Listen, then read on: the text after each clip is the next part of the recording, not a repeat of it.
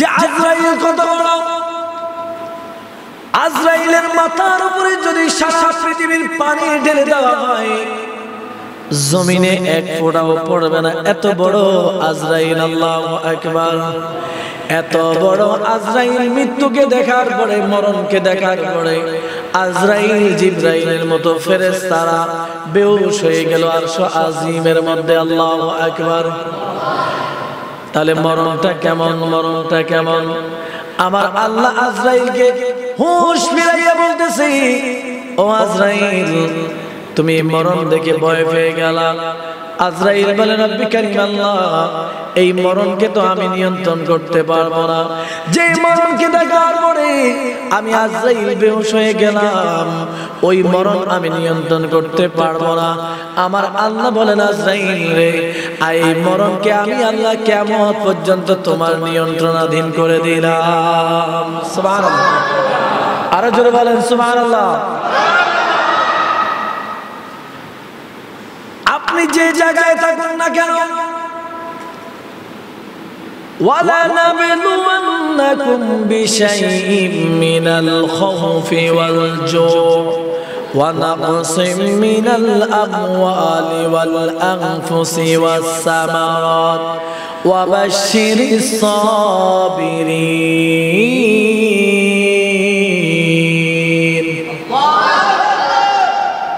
আল্লাহ আপনাকে ক্ষুধা দিয়ে, কষ্ট দিয়ে, ভয় দেখিয়ে, সন্তান কেড়ে নিয়ে, খাবার কেড়ে নিয়ে পরীক্ষা করবেন।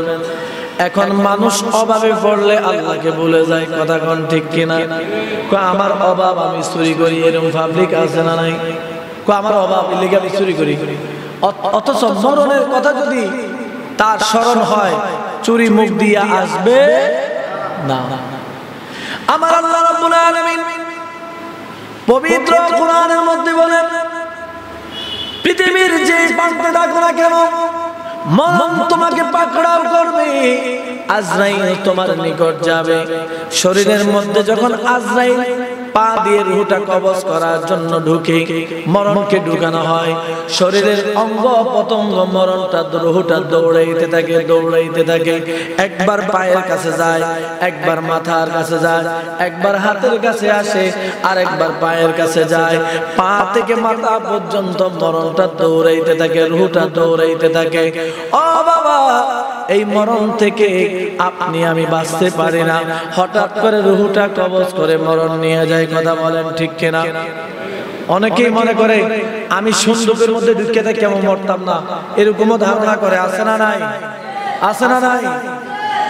হযরত সুলাইমান বাদশাহ, সুলাইমান আলাইহিস সালাতু ওয়াস সালামের জামানায় আল্লাহ রাব্বুল আলামিন আজরাইলকে পাঠাইলেন একটা বান্দার রূহ কবজ করার জন্য।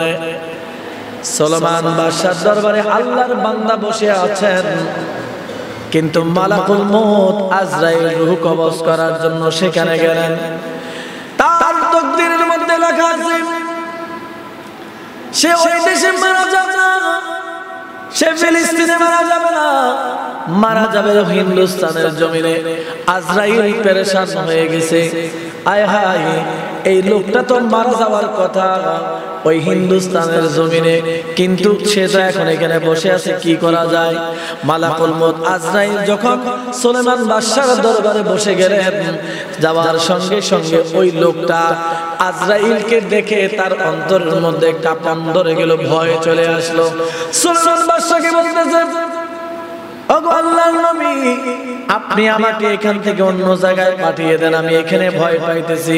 আপনার না জিনের বহর আছে, আপনি না জিন ফালেন, ওই জিনদেরকে দিয়া এই দেশ থেকে আমাকে অন্য এমন একটা দেশে পাঠিয়ে দেন যেখানে আমি ভয় পাবো না। আল্লাহু আকবার। আরো জোরে বলে আল্লাহু আকবার। আল্লাহর বান্দা বলতেছে, ওগো আল্লাহর নবী, ইয়া নবী আল্লাহ, আপনি আমাকে এখান থেকে অন্য জায়গায় পাঠিয়ে দেন। আল্লাহর নবী বলেন, ঠিক আছে যাও। জিনদের মাধ্যমে ওই আল্লাহর বান্দাকে সুলাইমান আলাইহিস সালাতু ওয়াস সালাম ভারতের জমিনে পাঠিয়ে দিলেন। ভারতের জমিনে আসার পরে যখন সে ওই জমিনের মধ্যে নামলেন, সঙ্গে সঙ্গে মালাকুল মউত আজরাইল তার সামনে হাজির হয়ে গেল। আল্লাহু আকবার। মালাকুল মউত তার সামনে হাজির হয়ে গেল।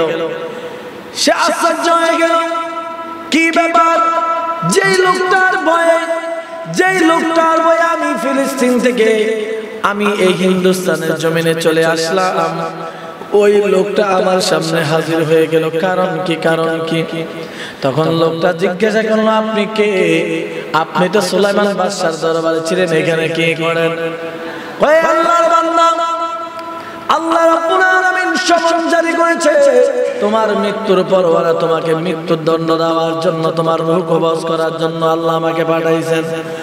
আপনি তো ওই সুলাইমান বাদশার দরবারে রূহটা নিতে পারতেন, এখানে কেন আসলেন?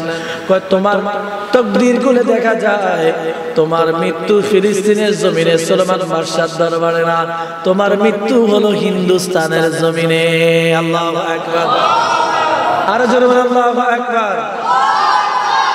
তাহলে মৃত্যু আপনার যেখানে লেখা থাকবে, আপনি সাগরের নিচে থাকেন, আসমানের উপরে থাকেন, কাচের ভিতরে থাকেন, জমিনে থাকেন, পাহাড়ে থাকেন, পর্বতে থাকেন, যেখানে থাকুন না কেন, মৃত্যু আপনার সাথে মোলাকাত করবে। ঠিক কিনা? মৃত্যু আপনার সাথে মোলাকাত করবে। আপনি মৃত্যু থেকে বাঁচতে পারবেন না। এই জন্য যদি ভালো হইতে চান, যদি আসলে আল্লাহ প্রেমিক হতে চান, নবী প্রেমিক হতে চান, ভালো মানুষ হতে চান, একটাই আলোচনা যথেষ্ট, সেটা শুধু মৃত্যুকে স্মরণ করলে হবে। কথা বলেন ঠিক কিনা? এই মৌতকে যারা স্মরণ রাখে তার জিন্দেগিতে আর কোনো কিছু লাগে না। তাহলে মৃত্যু স্মরণ করে তওবা করার দরকার আছে না নাই? হালাল খাবারের দরকার আছে না নাই? হারাম থেকে দূরে থাকার দরকার আছে না নাই? দামি পোশাক, দামি পাঞ্জাবি, দামি জুতা পরে পরে মসজিদে সেজদা দিলে হবে না। টাকা আছে হজ করে আসলেন হবে না। আপনাকে হালাল খাবার খুঁজতে হবে, হালাল খাবার খেতে হবে। আর যদি হারাম খাবার খেয়ে দাড়ি টুপি জুব্বা লাগাইয়া 1 কোটি বার আল্লাহর দরবারে সেজদা দেন রে বন্ধু, আপনার ইবাদত আল্লাহর দরবারে গ্রহণযোগ্যতা পাবে না। কথা বলেন ঠিক কিনা? কেউ যদি কুত্তার গোশত খাইয়া নামাজ পড়ে ওই বনি কথা কয় হবে? কেউ যদি পুরা গায়ে গোবর মাইক্কা নামাজ পড়ে ওইব না? আগের নাপাকিটা দূর করতে হবে। ঠিক কিনা? ঠিক কিনা? তাহলে উপরের নাপাকি দেখলে যদি নামাজ না হয়, কুকুরের গোশত, শুকরের গোশত খাওয়ার পরে যদি নামাজ না হয়, তাহলে হারাম খাদ্য খাইলে কি নামাজ হবে? তাহলে সুদ আছে না নাই? সুদ খাইয়া যদি আপনি নামাজ পড়েন, নামাজ হইব কেন? হইব? ওই সুদের টাকা দিয়ে জামা কিনলেন, ঘুষের টাকা দিয়ে জামা কিনলেন, হারাম টাকা দিয়ে জামা কিনলেন, স্ত্রী সন্তানদেরকে নিয়ে গোশত খাইলেন, হারাম টাকা দিয়ে হালাল খানা কিনে যদি খান, তাহলে আপনার ওই ইবাদত, ওই শরীর দিয়ে আপনি ইবাদত করলে কবুল হবে না। কথা বলেন ঠিক কিনা? কার কথা? কথা বলেন কার কথা? দাড়ি পেকে গেছে, মুছ পেকে গেছে, চুল পেকে গেছে, আর কত সুন্দর লম্বা জামা পাঞ্জাবি পরে মসজিদে আসে, সেজদা দেয়, কিন্তু হারামের টাকা দিয়ে বাড়ি করছে, সুদের টাকা দিয়ে বাড়ি করছে। ওই সুদের টাকা দিয়ে বাড়ি করে ওই দালাল কোঠায় ঘুমায়, ওই দালাল কোঠার মধ্যে খাবার খায়, আর হারাম টাকা দিয়ে পোশাক কিনে কিনে নামাজ আদায় করতে চায়। ওই নামাজ আমার আল্লাহর দরবারে কবুল হবে না। ওই রকম সুফি সাধকের ইসলামের মধ্যে কোনো সম্পর্ক নাই। আরে কি দামি শাক, কিন্তু জুলুমের টাকা। দামি পাঞ্জাবি, সুদের টাকা। দামি পোশাক, ঘুষের টাকা। আর মসজিদে হাজি সাহেব, এরকম হাজির দরকার আছে নি আল্লাহ? হারাম খানা খাবেন, যতদিন পর্যন্ত হারাম ছেড়ে দিবেন না ততদিন পর্যন্ত সেজদা দিলেও সেজদাটা আসমানের নিচে থাকবে, আল্লাহর দরবারে যাবে না। কথা বলেন ঠিক কিনা? ঠিক কিনা? শুধু মরণের চিন্তাটা আমরা একটু করি না। মরণের চিন্তা করলে তো কিসের সুদ, কিসের ঘুষ, কিসের হারাম খাবার, এটা তো এখান দিয়ে ঢুকবে না। কথা বলেন ঠিক কিনা? মরণের চিন্তা নাই। অথচ আল্লাহর নবী বলেন আকসিরু যিকরা হাদি মিন লাযাতিল মাউত। এ বন্ধু, মৃত্যু দুনিয়ার রং তামাশা, দুনিয়ার সমস্ত স্বাদকে ধ্বংস করে দেয়। এই মরণ ধনী চিনে না, গরিব চিনে না। বাবার কোল থেকে সন্তানকে কেড়ে নেয়, মায়ের কোল থেকে সন্তান কেড়ে নেয়, আবার সন্তান থেকে মাকে কেড়ে নেয়, বন্ধু থেকে বন্ধুকে কেড়ে নেয়, ভাই থেকে ভাইকে কেড়ে নেয়। এ বাবা, এই মরণ কাউকে ছাড় দেয় না। ধনী বলো, গরিব বলো, নিচু বলো, উঁচু বলো, এই মরণ যার জন্য অবধারিত হয়ে যাবে, এই মরণ থেকে বাঁচার কোনো চান্স।